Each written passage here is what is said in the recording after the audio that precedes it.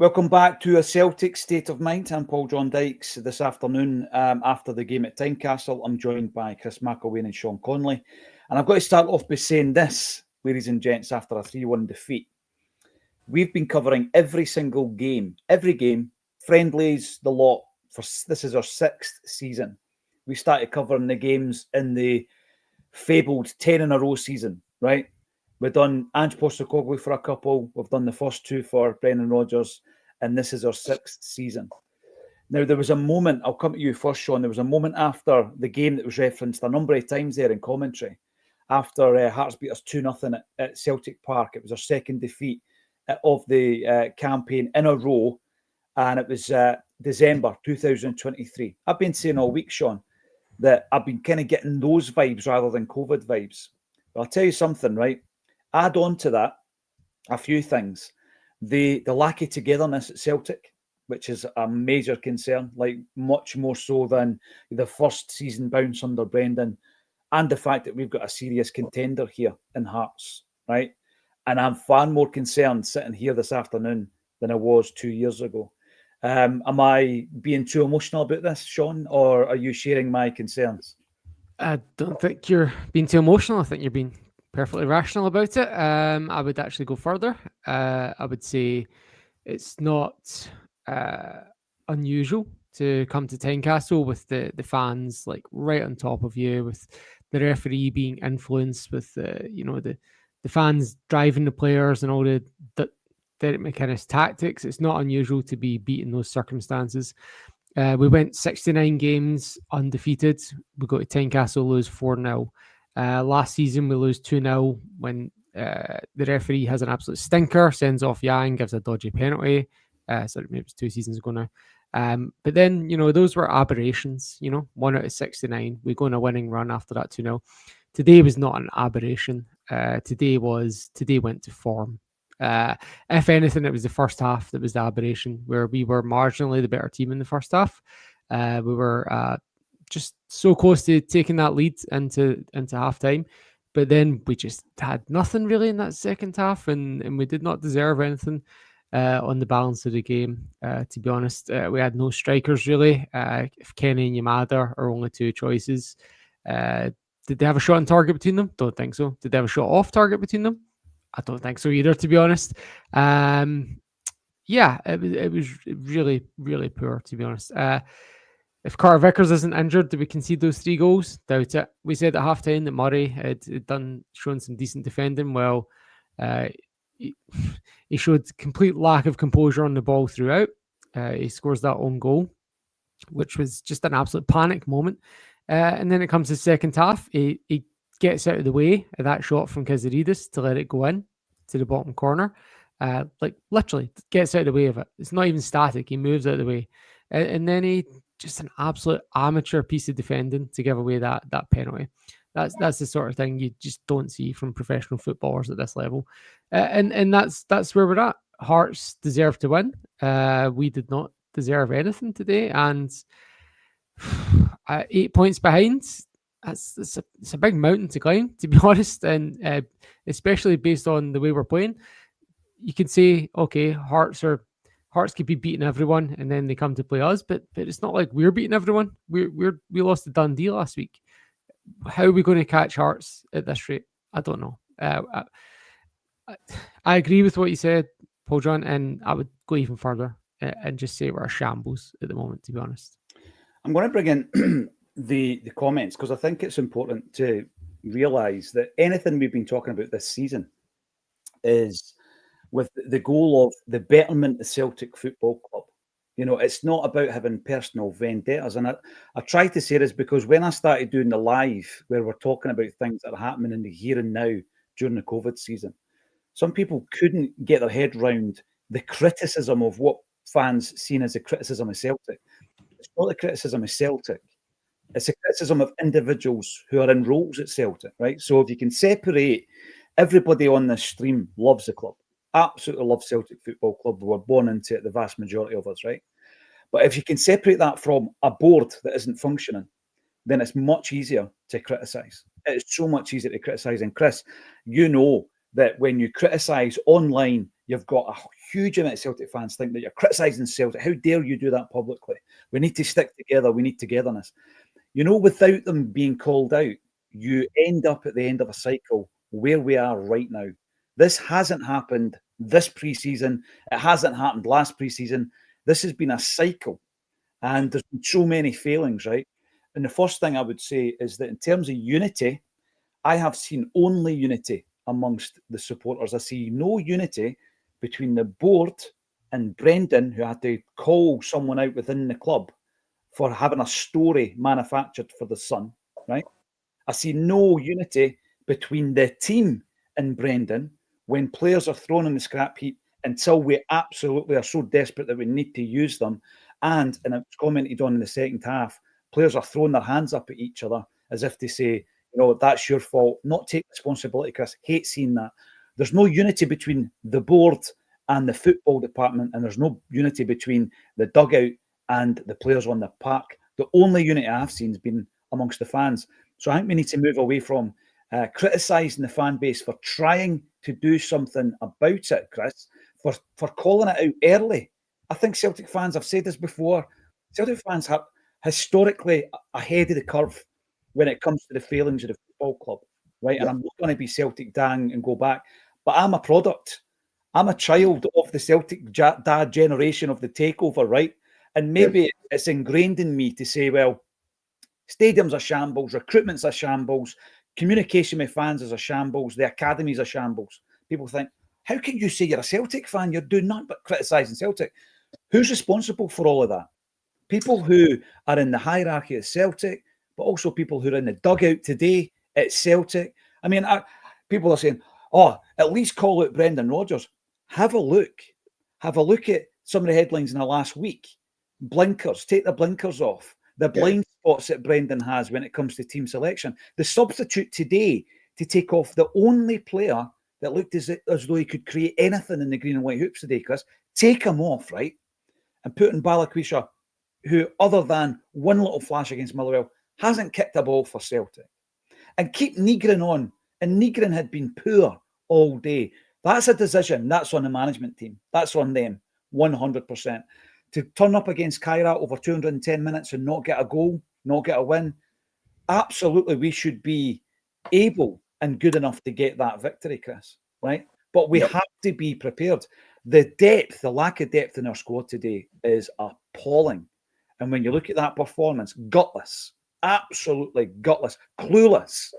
You're looking at some of the guys, you don't even know if they know what their role is. I don't want to pile it all on Murray, right? I really don't.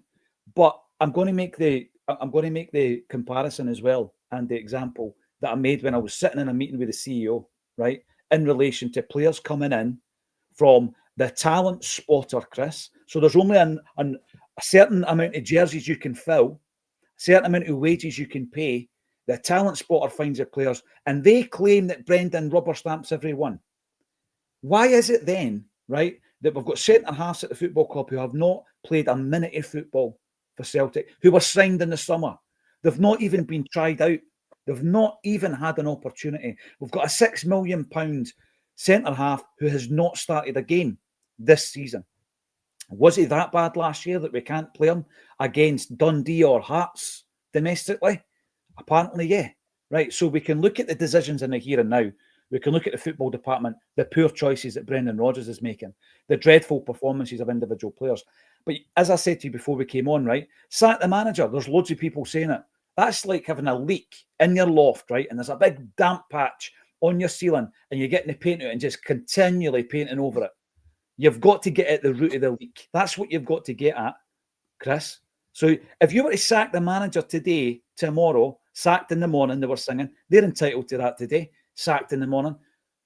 Do you trust this Celtic regime to bring someone in who's going to do a better job, who's going to work under the conditions that they have set when it comes to recruitment? I don't.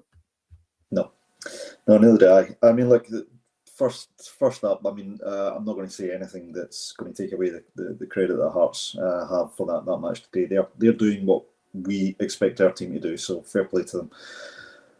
But there was a team on that park which showed passion, which showed commitment, which showed that never die attitude, which showed A fight right until the 94th minute or whatever it was, and it wasn't a team in green and white. And that for me is unforgivable, because those are the minimal characteristics I expect from my team, and I didn't see it today. Now look, mentality, lack of resilience, lack of fortitude, lack of effort, skill, all these things, motivation, all these things, I think are the responsibility of the manager and his coaching staff. To come out in that second half with the attitude and to play the way we did, I think that's firmly on the manager and the coaching staff. So I'll say that straight away. The overall lack of quality, both on the park and on the bench, and the lack of options that manager has at his disposal, that's on the board. That is 100% on the board. This is a collective failure, right? You can say, sack Brendan Rodgers, right? Maybe some justification on that. Who do you want in? Do you want Neil Lennon to get the job in the showers again? Because that is the type of process that this board thinks is successful. This is the type of thing that they pat themselves on the back for, right? We have sold quality and not replaced it. We've sold over 100 goals and assists out of this squad, and we've replaced it with substandard replacements. That is not on the manager. The manager is responsible for certain elements of what we're seeing. Absolutely, 100%. I'm not defending. I'm as frustrated and angry as the guys in the comments and all the fans that were subject to watching that.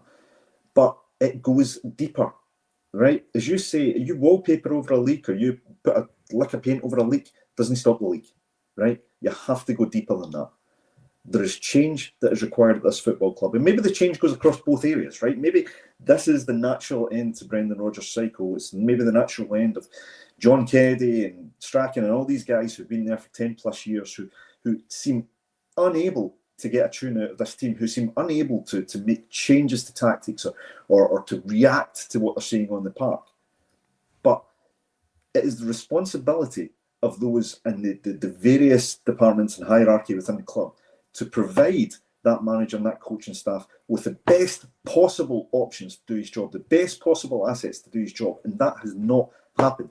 We have been asset stripped, because we have a board which shows no ambition, that shows no commitment, that shows no passion in comparison to the fans. Now, like I say, this is not me defending or deflecting away from what we saw on the park. I just think we have to be very, very careful. You might remove or change one element, but you're not stopping the rot if you don't address the other elements. And that is my big concern. But look, purely in a football sense, we were outplayed today. And, you give credit where it's due. You give credit to Hearts for the way they've set up and the way they've gone about their business, and lots of, positives. And I'm sure they'll be enjoying themselves. And, fair enough. We take our medicine and we deal with it. But looking at our club, as fans of our club, we deserve better than what we're seeing. We deserve better, and we deserve better on all fronts. If Brendan Rodgers is not the man to take this team forward, leave. I'm a big fan of him, leave. But do not think that's going to solve the problem, because it isn't. Well, the big thing there, Chris, is absolutely Hearts have shown, we said this before we even kicked the ball today, Hearts have shown what happens when you get your house in order in Scottish football. Yes. Right? Because you can become very, very lazy and complacent. And I think the fans see it before the club sees it. I think that the guys in the Blazers are they've outstayed their welcome in the boardroom. They are devoid of energy, ideas, diversity, creativity, all of these things, right? And the fans have got a better idea of what's going on than they have when it comes to football. And I'll say that, right? Because people say, oh, you've never been in a football boardroom. You've never played football. I'll tell you what, Celtic supporters have got a history of calling it out way before the curve, way ahead of the curve. We've always been there, and we've always done that, right back to the fanzine days. We've been banging on about this. I'm going to bring up a point that Ewan Martin makes here. We waited too long to sack Lennon in COVID season. Please don't make the same mistake this season, right?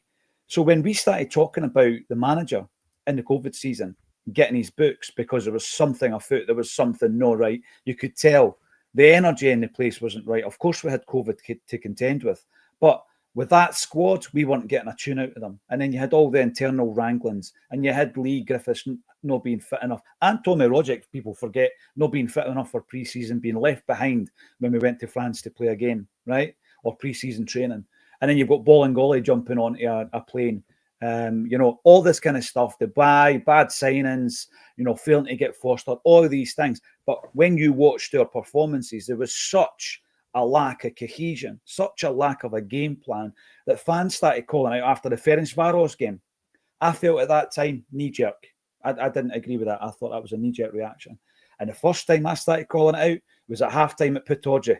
And I said, Neil Lennon needs to win this or he's out of job, as far as I'm concerned. Took it till February. Everything was gone. Everything was gone by then. We don't make decisions like this, Sean, very well as a football club, right? And that's not me defending the gaffer. That was putrid today. Absolutely rotten to watch. Horrible to watch. I'm going to ask you one question, right? They score a couple of very quick-fire goals. See, when they score the third, they go 3-1 up. Do you think at that point, we can pull this back? Do you have any belief as a Celtic fan? Because I have in the past. I've had that belief in the past, Sean. I have no belief that we've got that in us now. Yeah, not for a second. There's been games when we went 2-0 down at Tynecastle. Late winner from Stephen Pearson. I think recently Greg Taylor scores a late winner to win 4-3. No, you're right. There was no thought that we were going to score 2 goals, never mind 3. At that point, it was as soon as that penalty goes in, I felt defeated. I'm sure you did the same. And there's a bigger picture of concern here as well, right? Like in the past, whenever a Scottish team got a good run of players, like Hibs or Dundee United, whatever, we just sign them all up. Scott Brown, Derek Riordan, Stephen Presley, Paul Hartley, Gary Mackay-Stevens, Stuart Armstrong, Barry Robson, whatever, right? As soon as some teams got some good players that were good quality, we just sign them. Now we are not in the market to sign the best players in Scotland. Scott McKenna leaves for 6 million. Listen, Scott McKenna is good enough to play for Celtic, but 6 million, we would not pay 6 million for an Aberdeen player. If that Kazaridis guy that ripped us apart today, how much is he going to go for? Like, how much would Celtic offer? 1.5 million? Hearts board will just laugh and go and get 8-9 million from somewhere in the Championship or whatever. Like, we are not. This is a bigger concern for me because apart from the fact that we didn't compete in the pitch today, we're actually in a position now where we can't even compete off the pitch against these teams in Scotland, and that is an existential concern for our dominance of Scottish football. The thing is, well, though, Sean, right? See, back in the day, I think you make a really great point now because again, that was quite complacent. There's a player that's really bothering us. Let's sign him. Let's weaken a fellow Scottish club. Now we don't even do that now. So I think there's 2 different reasons for it. The first one is the selling club has got wise to it, and I'd actually say we can get more money by holding on to this guy, a la Lennon Miller, right? But also, if you rack up the amount of Scottish players that have left the Scottish game in the last, let's go back to Aaron Hickey, for example, right? We were in the running apparently when he leaves Hearts. He was at Celtic as a youth player. We had some kind of a developmental fee if he got sold on, etc. We failed every time to get all the Scottish talent, most of which is now playing in Italy, right? And it's like, I don't know if it was a snobbery, but we're not even good at domestic buy-in. Hoovering up the domestic talent, we're not even good at that anymore, right? And you're looking at some of the players that we are bringing in.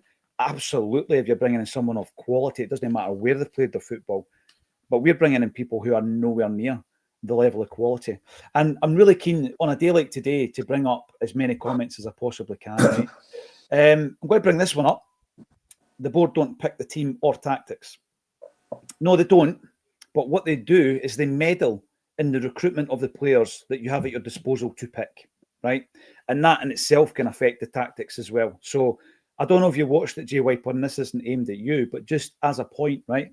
We did a show on Friday night. And what I did on that show is I went right back to Gordon Strachan's time.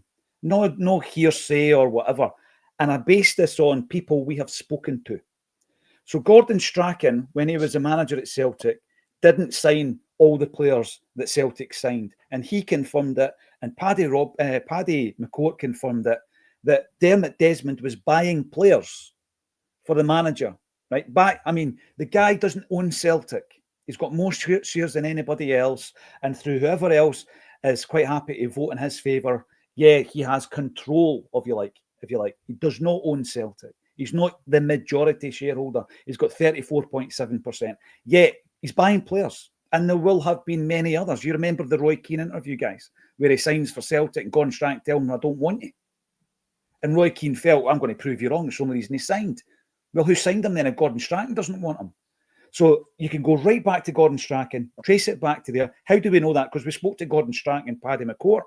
You then move on. Who's the next manager up? Tony Mowbray. We speak to Peter Grant, his assistant. He tells us similar tales, not only buying players, but selling them. They didn't want to sell Donati. They didn't want to sell Danny Fox, but they sold them under their nose. You move on to Neil Lennon. Who have we spoke to under Neil Lennon? Joe Ledley. And there'll be others. Joe Ledley did not want to leave Celtic. Neil Lennon didn't want him to leave Celtic. Celtic sold him anyway. This is the club meddling in transfer business, right? Ronnie Dyler, Craig Gordon. Ronnie Dyler had nothing to do with Craig Gordon coming to Celtic. We signed him before Dyler even signed a contract. And there was others he was presented with because John Collins told us. So this is all backed up. It's not hearsay. John Collins told us they didn't want Carlton Cole. They didn't want Colin Kazim Richards. But the board went and signed them anyway, right? And then you move on. Brendan Rodgers starts off fine, absolutely. He calls out Shved. Where did Shved come from? Has it got anything to do with Dermot Desmond and Ross Desmond's friendship with Shevchenko? Aye, probably. But Shved wasn't his signing. Compere wasn't his signing. That's why he left. Ange Postecoglou. Did Ange Postecoglou come over from Japanese football and think, I know what we need in the midfield? James McCarthy. Let's give him a 4-year deal. We know the answer to that, guys, right? And then you move into this season and people are saying, what are you talking about with signing off players? I asked the CEO the question 4 Mondays ago or whenever it was. And he claims that Brendan is the guy that signs off all these players. If that's the case, Chris, why do 4 of the new signings not appear in the Europa League squad? Yeah. And then when you really need them, like Yamada today, he's miles off it. Yeah. And why does Brendan continually refer to club signings? Exactly. This has been an issue that you could trace right back to Gordon Strachan's time. Absolutely. I mean, look, ladies and gentlemen of the jury, there's your evidence, right? You've just broken it down. There's so much evidence there that there's a disconnect between the manager, and the board hierarchy or the various departments that handle recruitment. They are not aligned in any way, shape, or form, and dysfunctional. They're dysfunctional, right? Haven't been since Martin O'Neill. Yeah, absolutely. Now I've seen a lot of comments coming up saying Brendan's checked out, manager's checked out. The question you need to be asking is why. If that is the case, right? If that is truly the case, right? And I'm not going to speak for Brendan Rodgers. I would never accuse anyone of checking out. But if we all think, or many of us think that he's checked out, the question we need to be asking is why. What reason has he got to be check out? If I check out my job, I lose it, right? If I check out on my day-to-day job, I'm on dole, right? I cannot check out on my job, right? And if my position comes untenable, I leave, right? I go somewhere else. Brendan Rodgers, if he is saying, what's the point? We shouldn't. Yeah, we can get annoyed at him for that. We can, criticize him for that. That shouldn't be what you're doing. You're disrespecting the fans. Do your absolute best with what you've got. Yeah, there's justification in that comment, but we've also got to question the reason why. Why would he want to check out? Why would he feel it's not worth, motivating those players, galvanizing, as we've used before, getting those players, geared up for that second half and showing the same application and the same effort levels as Hearts. There is something festering within our football club. A failure is festering. It's been papered over so many times across so many managers, and somehow, more often than not, we come out of it, with the titles or the success that we do. But we're continually ice skating uphill with a board and people in roles they are ill suited for, right? If I don't perform in my job, to give you another analogy, I lose it, right? Or I'm on a performance improvement plan, or I'm, shipped off to another plan, whatever. Why is a football club run any different?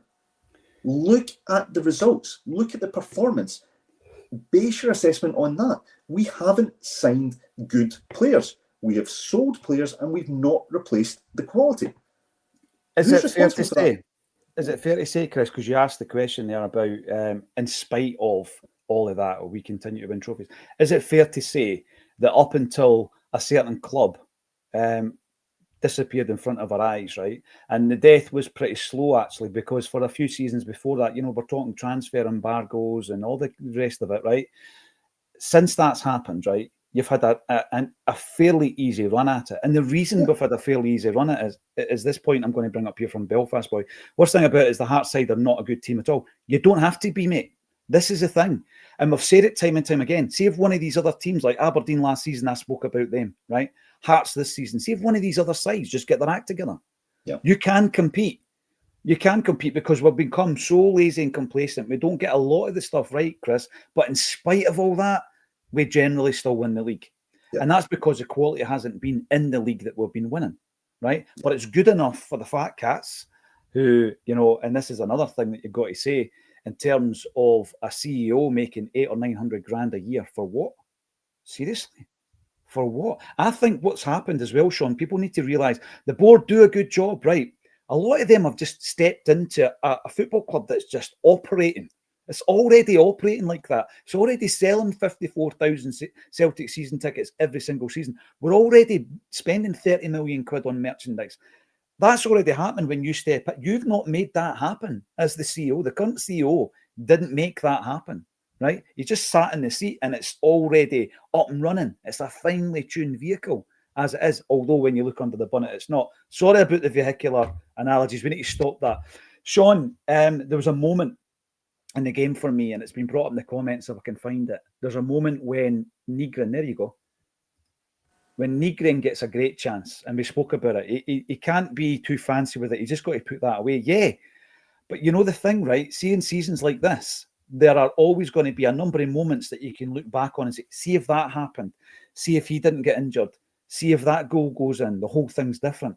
But momentum's a massive part of being a successful football team, Sean. And we don't have that at the moment. Like Hearts, and I'm not calling it luck, I'm calling it momentum. It's on their side at the moment. Things will drop for them because that's what happens when you've got that confidence and the unity and the togetherness. We don't have any of that at the moment. So I agree with the broader point about how we've been very profligate this season, and the stats back that up.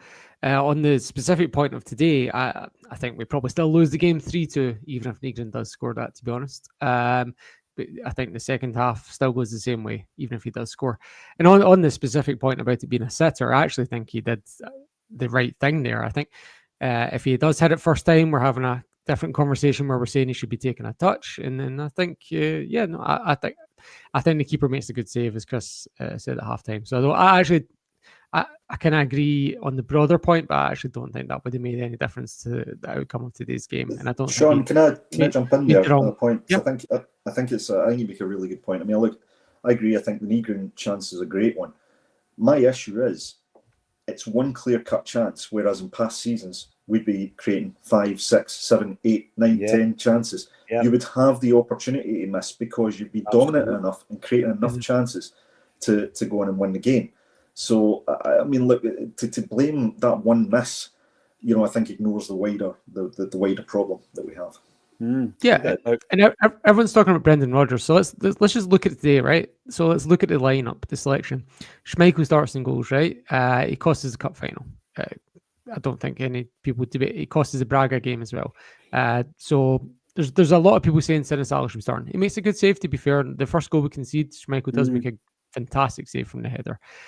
Donovan was a great choice today, but he was too almost cost us the Motherwell game when he selected Ralston. So that was a poor, not today, but the poor choice to select Ralston at right back in that Motherwell game when he wasn't fit. Murray, awful today. Cost us 3 goals at least. Scales has been one of our best players this season defensively, but every single game he just puts passes out of the pitch. We can't explain why. Tierney, who else are we going to play at left back? We can't stick that one in the manager. There's no one else, yeah? McGregor was good today. He's been up and down this season. The blind loyalty to Hatate, that is a valid criticism. Engels coming in and out, playing in a position where he doesn't know what he's doing. He was poor today. His set pieces were poor today, despite them being excellent midweek. Maybe the conditions had something to do with that. It was very blustery today. He's a young kid. He's still only 21. Maybe didn't handle the atmosphere. I don't really have too much problem with the Engels selection. Our best right winger at the club, sitting on the bench midweek and today. Nygren, who played a lot of football midweek on Thursday, starts again today in a position he's not familiar with. So not criticising for that miss specifically, but to put Nygren on the right wing, he was not getting back to help Donovan for the first half hour. and he didn't really offer much going forward other than that one chance that he doesn't score. Tanecki, best player, but Balikwisha, it's the choice between him and Balikwisha, no choice really. So that's an easy pick. And then you remove criticism from Rodgers in terms of choosing a striker. He's choosing between Shin and Kenny. That is beyond Rodgers. That is the biggest evidence in today's game, today's team, of what you're mentioning. That we can talk about what the manager does and doesn't do, the coaches don't do. But you're right that the board build the squad, and that is the squad he's been provided. And today has to choose between Kenny and Shin up front, and they're both bad options. So you're right. You can break down every selection there. There is valid criticism of Rodgers, but then there's also things where what else is he supposed to do? Yeah, because he's not got the tools. Absolutely. Jean-Paul II, to be fair, Gordon was a great signing. Craig Gordon was a great signing. Yes. My point is the meddling in transfers. It's the meddling in the transfers where you're presented with players, and having spoken to all the guys, I think the only one comfortable with that was Gordon Strachan. Gordon Strachan was quite happy. He's seen it as a pain. And obviously he would identify players himself, and Paul Telfer was absolutely a Gordon Strachan signing.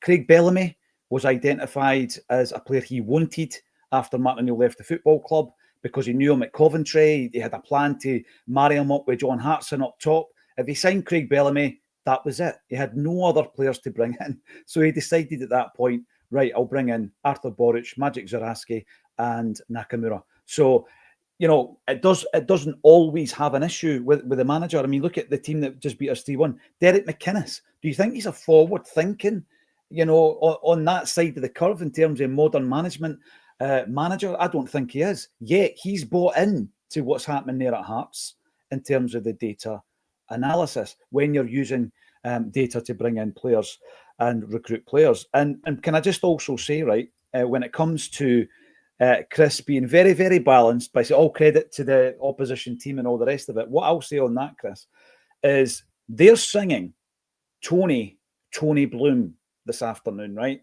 to the tune of Daddy Cool, and we're singing Sack the Board. Yeah, right. Well, they're doing the Poznan, they're doing the huddle, right? They're singing "You'll be sacked in the morning." Listen, at the end of the day, Chris, they deserve all of that because we've done it. We've lorded it up for years, and now it's on us to find a way to resolve this. I think the big question is Brendan Rodgers able to do it with the players that's at his disposal? Is he able, and this is really harsh to think about this, able to stay within touching distance of Hearts until January? I can't believe I'm even saying it, but I am, because that's the reality of it. I'm going to bring up something that Ewan Martin says. Again, simple question from Ewan. Keep or sack Rodgers? I've already given you my view. People will think I'm a Rodgers apologist. I think it throws this season into even more chaos if you sack the manager. Chris, what's your thoughts? It's a difficult one, right? So if, on reflection, the boards have done their job and we were still seeing these sort of performances and these sort of results, I think the manager's position becomes almost untenable. But there are factors at play here that need to be considered, right? And the one thing you really have to consider from a forward-thinking perspective is, do you trust this board to provide a replacement that is equal to or better than what is currently there, right, in terms of Brendan Rodgers? Brendan Rodgers, whether you like him or not, right, and, we've all got different opinions. Even within the Acsom community, we've got, tons of different views on Brendan Rodgers. Some people rely very much against him. Some of us, still believe in the manager. Some of us are on the fence. But he's had success, and he's brought success to Celtic, and he's success outside Celtic. A lot of people don't give him enough credit, but he did, pretty well at Leicester for, initially, and he did very well with Liverpool. Came within a Steven Gerrard slip of winning the title when nobody would have thought Liverpool were capable at that time. So he's a proven successful manager. Do I think he's doing everything right this season? Absolutely not. Am I concerned that at this point in time that he will be able to pull back the gap to Hearts and mount a challenge? I'm not sure. My concern is, if he does go, who comes in? And if they come in, are we going to get someone who is prepared to take this lack of structure, this lack of ambition, this lack of support, this lack of alignment from the club hierarchy? So it's a really difficult question to answer. I don't have faith and the process that sits behind the appointment of players or the appointment of managers. Therefore, I think sacking Brendan Rodgers is not going to arrest them all. I really don't. Here's the thing then, Chris, because I think you and I are in agreement here before I come to Sean. I might word it slightly differently, Sean. What if we wake up tomorrow and Brendan resigns? I don't think he will, by the way. I actually don't think he will. If he was to resign, where does that leave us? Because all I see at that point is chaos and noise. All I see at that point is us floundering. This is a board, right, that despite our constant inability to produce footballers, keeps the same person as the head of the academy since 2006. Almost 20 years, right? This is that type of board. We have no idea how to deal with this kind of thing, right? If he was to resign tomorrow, the last time, Chris has already mentioned it, they're so devoid of ideas, they go to Neil Lennon. Right? Or Martin O'Neill or Gordon Strachan or Ange Postecoglou. That'd be the list. We have no ideas. I know, no ideas. Remember the Lennon in the shower appointment, right? Remember that, right? And Lovell admitted. I remember with the shower thing. I remember calling that out. That never happened. That never happened. They've just been, having a bit of and they've stuck with it. It's like the smell of the glove thing. It didn't actually happen. Well, from what I'm hearing, it did happen. It absolutely did happen in the shower, right? And I've heard a wee bit more about that. I need to get it verified before I share it. But it's shambolic. The fact that it happened is shambolic, right? What's even worse, though, is that Peter Lawwell said that there are CVs. Remember, he said there's CVs in his drawer in his office and all the rest of it. He's not going to look at it because Neil Lennon's the man. Neil Lennon's the man, right? I mean, if he was to... We are in trouble right now as a club. We're in trouble. Not just that performance today, by the way. It's much more deep-rooted. You've got fans unrest. You've got a failing academy. You've got a stadium that needs major reinvestment. We don't have a recruitment strategy. I don't care what they say every single year in their financial statement about a strategy that's, it's fared as well. We're going to stick to the strategy. You just chuck darts at a dartboard and hope that one of them hits the bullseye. That's your strategy, right? So we've got really deep-rooted issues at the moment, Sean. And I just think that if Rodgers goes, it makes it even worse because I'm thinking, what on earth would this board do? Yeah, no, I agree with what you're both saying. I don't want Rodgers to go. He's made plenty of mistakes lately in terms of selection, not being able to motivate players, public criticism. There's various mistakes he's made lately, but he also has a proven track record of turning these things around. As you mentioned on the TV coverage, they referenced the last time we lost 2 games in a row in 2023, which was in the current Brendan Rodgers stint. And the second which game was when we lost at Celtic Park to Hearts. I still remember one of the fans confronting Michael Nicholson on that day as well in the main stand. So Rodgers turned it around that season. But as you mentioned earlier, John Paul, that relied on some January recruitment, and we're quite far from January at the moment. But I still think I would give Rodgers the time, given that he's got a proven track record. I wouldn't be sacking him because, as you guys said, what else do we do at that point? Who's the next man up? The big thing as well, I remember that particular game, and I would always ask, how did we do that then? How did we pull that back? How did Brendan Rodgers pull it back? And I think what he did is he had a core group of players that he could trust. That was a massive part of it. We had the reintroduction of James A. Forrest, who played a huge part in us pulling it back. And when you look at the January transfer window, that was the January transfer window where we bring in Adam Ida, and Adam Ida made a massive contribution in the second half of the season, as we know.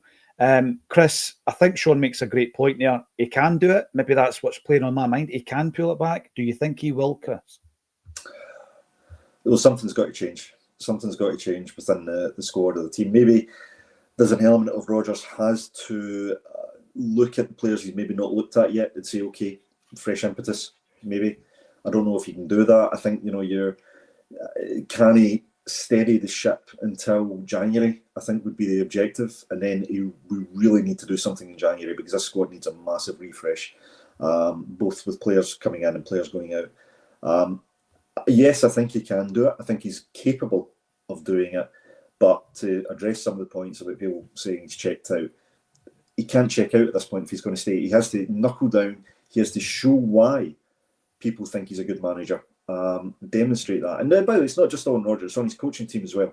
They've got to get onto the training pitch and they've got to say, look, teams are figuring us out here. How do we inject some chaos into how we play, to use that old cliche?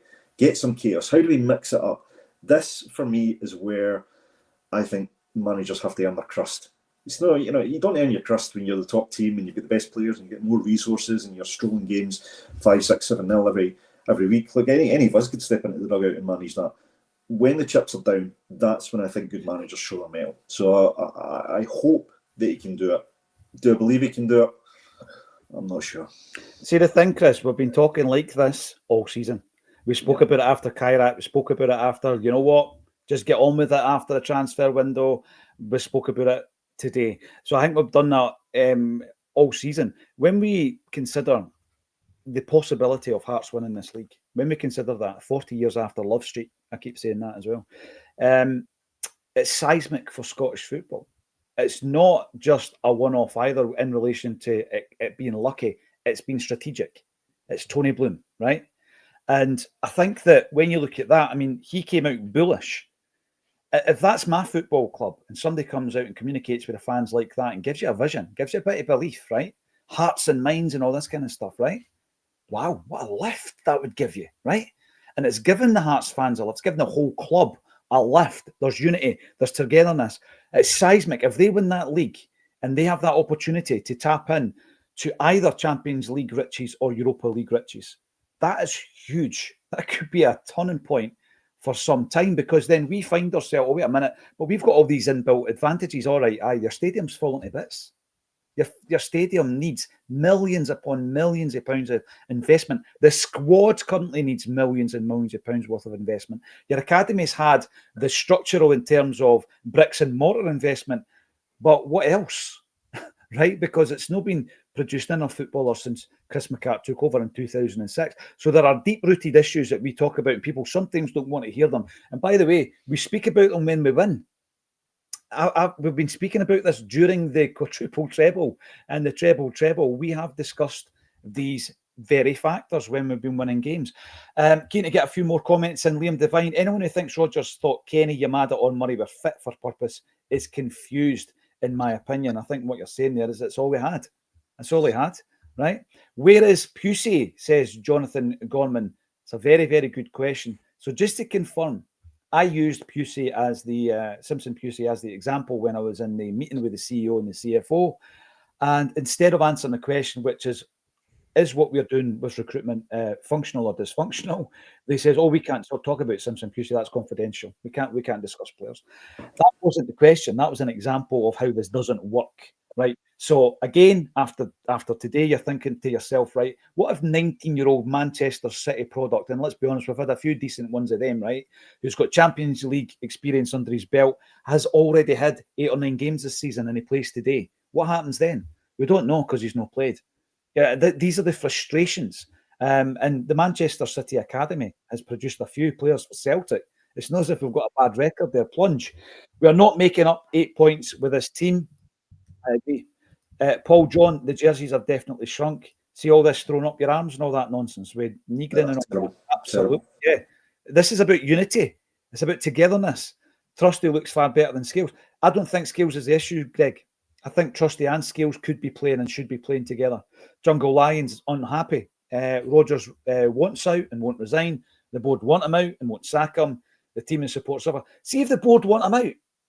Just pay him up. Because that is not functional as a football club, right?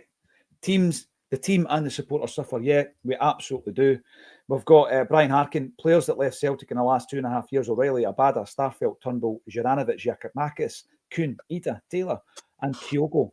Quite a bit of quality in there. How many quality players came in that time? I would ask you as well. Johnny Boy, Brendan did not rubber stamp Simpson Pusey. The board have to go. Johnny, I'm like yourself. I know that, but they'll lie to you right to your face and say that he did. We've also got Mart 6788. Engels was 11 million because the board can't do their jobs. See if he was 4 or 5 million quid and he's at least playing and he played well on Thursday night. I don't think he's getting as much stick as the fact that he's the club's record signing. Why was he 11? Because we can't negotiate. 29 games to go. We need a winning run, but this team, highly unlikely, says my ball. starting to feel that way myself. Scott Mason need Dermot Desmond gone downhill till a new bonnet in. That ain't going to happen though. That's the concern, Scott.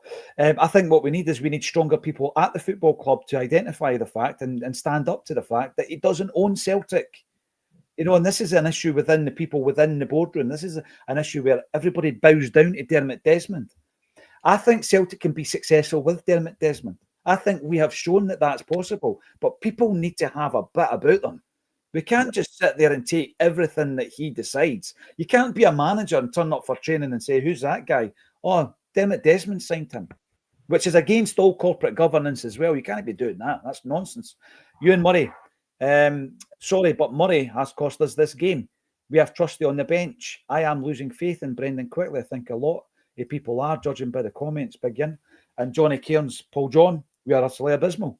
Brendan Rodgers has to go.